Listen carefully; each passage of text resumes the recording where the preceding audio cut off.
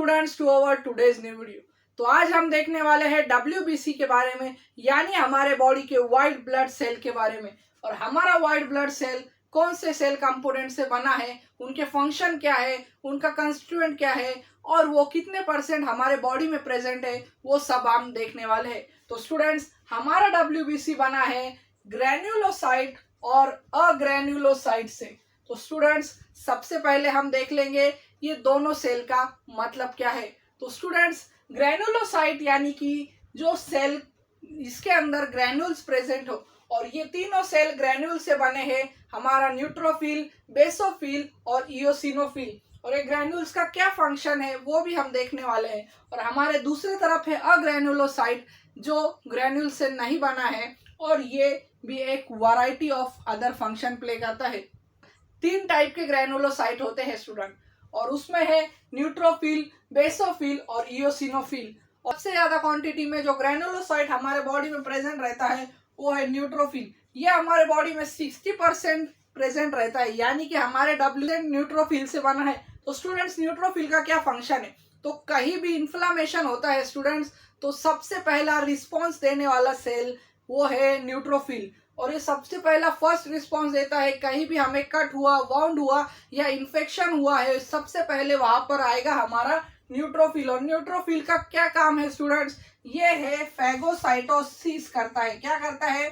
Phagocytosis, यानी कि ये फॉरेन सेल को, जो भी फॉरेन सेल हमारे बॉडी के अंदर आता है, उसको इनगल्फ कर डाइजेस्ट कर बाहर निकाल देता है। तो ये बहुत ही इंपॉर्टेंट रोल प्ले करता है। और जहां पर भी न्यूट्रोफिल आपको ज्यादा दिखेंगे वहां पर वैसोडाइलेशन होता है। क्या होता है स्टूडेंट्स? वैसोडाइलेशन। और ये वैसोडाइलेशन क्यों होता है? जैसे कि हमें एक कट लग गया के बाद सबसे पहले वहां पर आते हैं न्यूट्रोफिल, और न्यूट्रोफिल आने की वजह से आपने देखा होगा हमें स्वेलिंग हो जाती है। और ये स्वेलिंग किस वजह से स्टूडेंट्स? क्योंकि वहां पर वैसोडाइलेशन हुआ है और न्यूट्रोफिल का क्लम्पिंग हुआ है। तो स्टूडेंट्स, ये था हमारा न्यूट्रोफिल। दूसरा है हमारा स्टूडेंट्स, वो है बेसोफिल। हमारे बॉडी में लेस देन 1% WBC में प्रेजेंट रहता है। और बेसोफिल बहुत ही इंपॉर्टेंट फंक्शन प्ले करता है स्टूडेंट्स, वो है हमारा एलर्जिक रिस्पॉन्स के अंदर। तो स्टूडेंट्स, हमने हमारे हाइपर सेंसिटिविटी में देखा होगा, जिसके अंदर कोई एलर्जन हमारे बॉडी में एंटर होता है तो वो मास्ट सेल से बाइंड होता है, और मास्ट सेल से बाइंड होने के बाद वो सेंसिटाइज होता है। और वहां पर हमारे जो बेसोफिल है स्टूडेंट्स, वो डीग्रैनुलेशन करते हैं। और डीग्रैनुलेशन, यही है जो ग्रैनुल्स है स्टूडेंट्स, ये ब्रेक कर डीग्रैनुलेशन करते हैं। और डीग्रैनुलेशन, ये जब ग्रैनुल्स बाहर आ जाते हैं स्टूडेंट, तो ये क्या सेक्रेट करता है? Vaso active amines. क्या सेक्रेट करता है स्टूडेंट्स?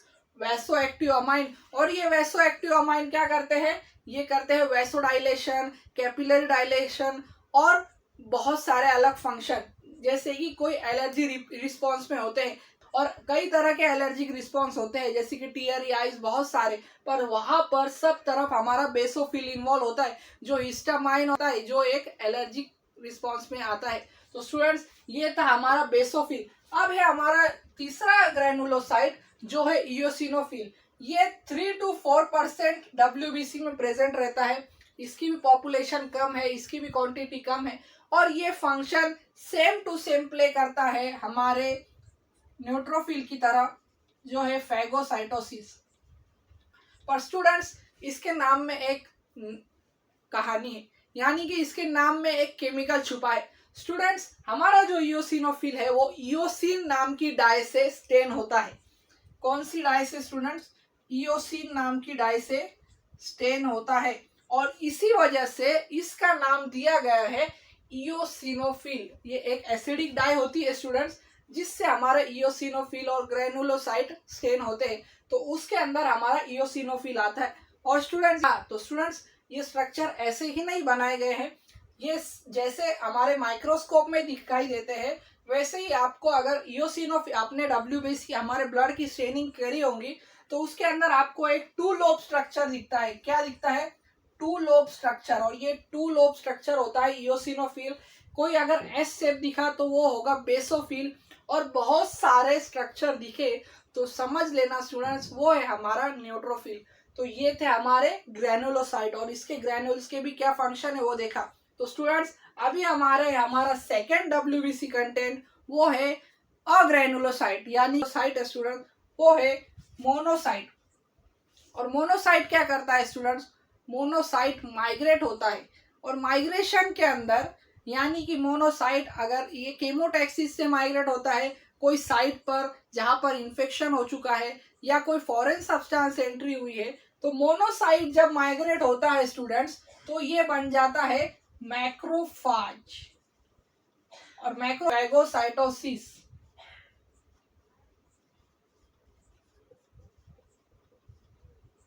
मैक्रोफाज क्या करता है स्टूडेंट्स, फैगोसाइटोसिस। तो ये स्ट्रक्चर में ही दिख रहा होगा आपको, ये एनगल्फमेंट कर रहा है।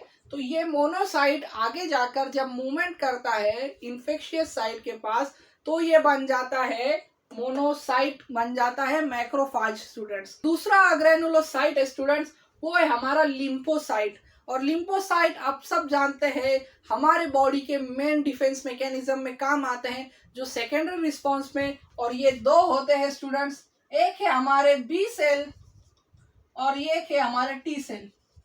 बी और टी सेल यानी हमारा बोन मैरो से बना हुआ बी सेल और थाइमस से बना हुआ टी सेल। हमारा बी सेल आता है ह्यूमोरल इम्यून रिस्पॉन्स में, जिसे हम HMI भी कहते हैं, और हमारा टी सेल आता है सेल मेडिएटेड इम्यून रिस्पॉन्स में, जिसे हम CMI कहते हैं। हमारा जो बी सेल है वो एंटीजन के सेंसिटाइज होने के बाद बनाता है हमारे इम्यूनोग्लोबुलिन, जिसे हम एंटीबॉडीज भी कहते हैं स्टूडेंट्स। क्या कहते हैं, एंटीबॉडीज। और हमारा टी सेल उसके कई टाइप्स है, जैसे कि cytotoxic T cell, T helper cell, जो बहुत से अलग फंक्शन करते हैं। जैसे कि हमारा T helper cell B cell को सेंसिटाइज करने काम करता है और उसे बहुत सारे इम्यूनोग्लोबुलिन प्रोड्यूस कराता है। और टी साइटोटॉक्सिक टी सेल एनगल्फमेंट का काम करता है, ये ट्यूमर सेल पर अटैक करता है, वायरसेस पर अटैक करता है, और ये बहुत सारे फंक्शन प्ले करता है सेल मेडिएटेड इम्यून रिस्पॉन्स के अंदर। तो स्टूडेंट्स आज हमने देखा डब्ल्यूबीसी के अंदर हमने देखा ग्रेनुलोसाइट और अग्रेनुलोसाइट, इनके फंक्शन, ये कितने परसेंट में प्रेजेंट होते हैं। तो मुझे आशा है कि आपका कंसेप्ट डब्ल्यूबीसी, ग्रेनुलोसाइट और अग्रेनुलोसाइट के बारे में क्लियर हो चुका होगा। तो ऐसी ही वीडियोस के लिए मेरे चैनल को सब्सक्राइब करें, और thank you for watching students.